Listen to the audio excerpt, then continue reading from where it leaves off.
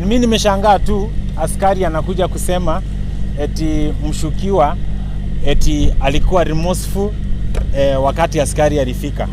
Na huyo mshukiwa mwenyewe hajai unajua kuwa remorseful ni ule mtu ambaye umemdhuru unafaa uende umwambie pole. Mimi sijaiambiwa pole. So nashangaa askari aliambiwa pole on my behalf hakunifikishia. So nimeshangaa tu. But naamini kwa sababu dunia inaangalia kupitia nyinyi wenye mnafuatilia kesi na wenye mnakuja mna make sure mmepasha Wakenya habari. Maybe kama kuna maovu yangetendeka, but maybe justice itapatikana kwa sababu ya pressure ya wananchi. Kwa sababu mtu kama mimi nimevamiwa, nimepigwa mchana kabisa na mwenye amenipiga kwa hapo, na ikisemekana saa hii story inaanza kubadilishwa, basi Mkenya wa kawaida anaweza pata justice wapi? Sisi wananchi tunaheshimu sheria. Naamini kupitia koti sheria itatuheshimu kama wananchi pia. Okay, chama ni kwa wale labda mafans ambao wanakutazama sasa hivi hawaelewi uko hapa kwa ajili ya ni kwa sababu ya nini? Watu wamechanganyikiwa, wajui umepigwa leo tena ama kumeendaje? Hapana, unajua mimi nilipigwa kwa kichwa. Mahali nilipigwa mfupa, mpaka wa leo huyo mfupa inakuanga na shida. Wakati kuna baridi unapata nakuwa na headaches. Yaani maisha yangu ilibadilika siku ile nilipigwa rungu kwa kichwa. Nakuwa na headaches wakati wote. Sasa hii nakuwa natembea na madawa za kichwa za pain. So kama sasa hii nimekuwa na consistent headaches, nimeenda kwa daktari ndio wakajaribu, nimetolewa kuna damu ilikuwa imeclot, nimetolewa na inaambiwa ni kama nitahave kwenda operation. So hata in like 2 weeks nafaa kwenda South Africa sasa kwenda kufanya head operation. Na ndio maana labda kuna bandage bado kwa sababu nilikuwa nimetolewa clot ya blood, lakini naenda South Africa in 2 weeks kwa operation ya kichwa. So umekuwa kwenye koti siku ya leo chama, labda ni kitu gani ambacho unaweza ambia Wakenya ama wewe kwa maoni yako unataka usaidike kivipi? Mimi nasema tu waniombee kwa sababu ukisikiza kama askari wa Kenya, askari anafaa kuwa katikati. Anakuja anasema huyo mshukiwa alikuwa remorseful wakati nilifika. Na huyo anasema saa hii ameulizwa magari kama zilikuwa zimegongana mbili. Anasema gari ya mshukiwa ilikuwa umeumia hii na hii na hii, na yangu ajui, na mimi ndio mwenye kesi. Askari ajui kenye kilifanyikia gari yangu, anajua mambo ya ule, anasema ule mshukiwa ni mtu mzuri sana, alikuwa remorseful. Hata tumeshangaa, hata umesikia jaji akimuuliza, jaji amemuuliza ulijuaje hizo vitu. So mpaka unaona jaji ndiye amekuwa kama lawyer wangu akinitetea. So mimi naomba tu jaji shetani asimguze popote, akae mtu mkweli, na venye ameuliza hiyo maswali leo hivi, hata akiandika judgment yake, andike judgment akijiuliza Ringtone anaweza kuwa alikuwa kwa barabara akajipiga akaanza kubleed, ama kwa sababu ukiona venye wanajaribu kumaanisha ule hakunipiga. So watu hawajui nilipigwa na nini, lakini unasikia wananchi walikuwa wamejaa na wananchi waliona, unaona. So unajua ukora sometimes Kenya ndio unashindanga, lakini naamini kwa hii kesi yangu ukora hautashinda. Actually kuna wakati kwenye interview fulani mshukiwa ambaye ni Robert Alai alisema kwamba yeye hakukugonga. Uliona? Niliona akisema hakunigonga, lakini naamini ule mheshimiwa judge mwenye ako kwa hii court magistrate, naamini yeye si mjinga, naamini alisoma, naamini Mungu amempatia hiyo kiti so that mkora akikuja akimwambia anaweza soma mkora, anaweza soma ukora. So mimi naamini tu Mungu ampatie tu afya na ampatie clear ya mind aweze kuona wakora. Unajua hata wakora pia wanajishanganyanga. Unaona? Mpaka unaona saa hii lawyer wake anajaribu kuuliza mtu mwenye ni kama amesha interfere, anasema mtu wao ni mzuri, eti kwani uko na interest kwa hii kesi? Kwa sababu mimi ndio nilikuwa najiuliza kwa moyo wangu, anajaribu kupreempt kenye jaji ataandika. Mimi najiuliza kwa moyo wangu, polisi mmeshika mtu mmeleta kotini, unaweza kuja kuambia koti huyu jamaa lakini alikuwa mpola, alikuwa mzuri. Sasa unasema ndio maanisha nini? Ndio jaji amwachilie?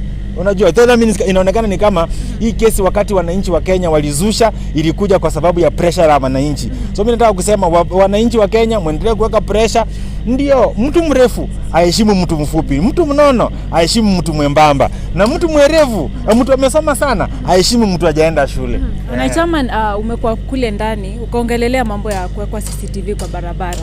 So sijui unataka CCTV iwekwe aje kwa barabara ama unataka ziko labda. Nimesema CCTV kwa mahali nilivamiwa nikapigwa, kuna CCTV. Maaskari hawataki kuleta footage ya CCTV. Umejaribu labda kusitisha? Mimi hiyo ni kitu nilisema kutoka mwanzo, na kwanza mimi si mfai kufundisha polisi kufanya kazi yao. Unamaanisha askari wa Kenya ni hawajui CCTV zimewekwa za nini? Si za kuzuia uhalifu ama za kuonesha uhalifu. Mahali nilipigwa, si kupigwa mahali hakuna CCTV. Nilipigwa mahali kwa roundabout kuna CCTV, ukihesabu pale karibu kamera kama 10 ziko hapo, kamera kama 10. Niko sure then serikali ya Kenya haijaweka hizo vitu kama maridadi, ziko kwa sababu ziko na footage. Hiyo footage polisi wameificha. So polisi wanacheza, kuna mchezo ambao polisi wanacheza hapo. Tungoje, maybe wanaongojea kama joka wailete dakika ya mwisho wawekelee kwa meza. Lakini nimesema niligongo mahali kuna CCTV. CCTV iko. Maybe Ringtone nataka kujua, kuna wakati kwenye interview fulani ya Robert Alai na lawyer wake walikuwa anasema kuna wakati walikuwa wanakuja kotini wanaambua mko tayari, mara kulikuwa na allegations kwamba the file was actually missing. Kuna wakati file miss? Mtu mwenye anaweza ficha file ni yeye na watu yake. Si umesikia polisi akisema ni mzuri. So polisi ndiye anakuwa na file. Polisi ni police file. Mimi sijui. So kama wameficha file, kama wanafanya nini ni juu yao. Mimi niko kotini na mimi ni shahidi wa serikali wa koti. So uwezi sema kama mimi siko tayari. Kesi si yangu. Kesi ni ya DPP. So DPP kama haiko tayari, hiyo ndio serikali haiko tayari, si mimi. Uwezi ni blame mimi. Mimi nakuja. Hata leo sikufaa kukuja, lakini nimekuja kwa sababu naona nimekuja ndio maybe mashahidi kama walikuwa wamechotewa wakiniona, Mungu anaweza waguza waone hapana. Hata kama tumekula pesa yao, acha tu tuseme ukweli. Lakini nashukuru Mungu kwa unajua, nashukuru Mungu tu judge huyu magistrate. Mungu atamguza. Unajua unaweza ona ukora. Mmeona kotini kuna ukora wanajaribu kucheza, Ringtone alimshika Alai maybe akampiga. Sasa kesi iko kotini ya Alai alinipiga. Sasa wanaanza kusema ni kama tulikutana mahali kwingine, mpaka ulisikia mpaka wanaulizwa kotini siku nyingine tofauti, mimi nilimpiga Alai wapi? Sasa unaanza kusema eti nilimpiga ndiye akakuja kunipiga. But ni sawa, mtu akikupiga basi akikupiga ufai kubeba sheria kwa mkono. Hiyo ni mzuri, wamejingisha vizuri kwa hiyo box. So Chairman, umekuwa hapa leo kwa court and of course kesi haijaisha.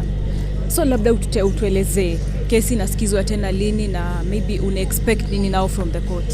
Wamesema kesi ni Mei. Nitakuja na nataka niambie wale ambao maadui wangu, nataka niwaambie tutafanya hii kesi hapa, tutamaliza, tutaenda kwingine na kwingine na kwingine. Kama tutamalizia Hague, lakini kesi niko na time, niko vizuri, Mungu amenibariki, niko na chakula, ninakula unless nikufe, kesi siachili. Kwa sababu Biblia inasema gonga bisha utafunguliwa. Sijaibishiwa nikakataa kufungua, lakini kwa sababu ya madharau, mimi kesi lazima nifuate, ndio wale watu wajuaji, wale watu ambao wanaona wako na uwezo waweze kuheshimu wale watu ambao ni wanyonge. Hebu nikurudishe nyuma kidogo, umesema labda una feel maybe kuna watu wanachotewa, wanakuwa kitu kidogo. At a point did you maybe feel insecure about this whole case? Have you ever felt insecure about it? Ule prosecutor mwenye alienda alikuwa compromised. Nilifeel hivyo. Siko na evidence, lakini nilifeel tu hivyo. Lakini magistrate ako sawa. Namwombea tu Mungu amweke hai.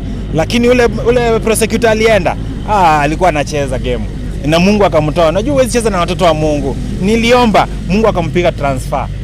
Ni kitu uliombea? Mimi nimeomba. Kwa sababu hii kesi inafanya si kesi yangu.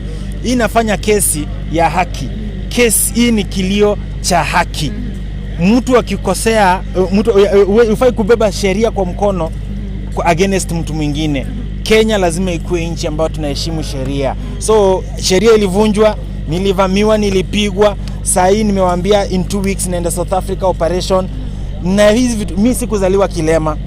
Mimi nilizaliwa bila family Mimi nimegrow kama yatima, lakini si kwa kilema. Saa hii naenda kukatakatwa ovyo ovyo, kuchinjwa kichwa kwa sababu mtu alijiona ako na uwezo na anaweza vunja sheria na hakuna kitu anaweza fanywa, na anajaribu kuleta hiyo mpaka kotini, hakuna kitu koti itamfanya. Ninajua Mungu atatusaidia. Asante. Labda maneno ya mwisho kwa Wakenya. Mimi nawaambia tu sisi wananchi tuendelee kuheshimu sheria na tuamini Mungu atatusaidia, sheria pia ituheshimu. Hivyo tu. Yeah. Asanteni. Okay.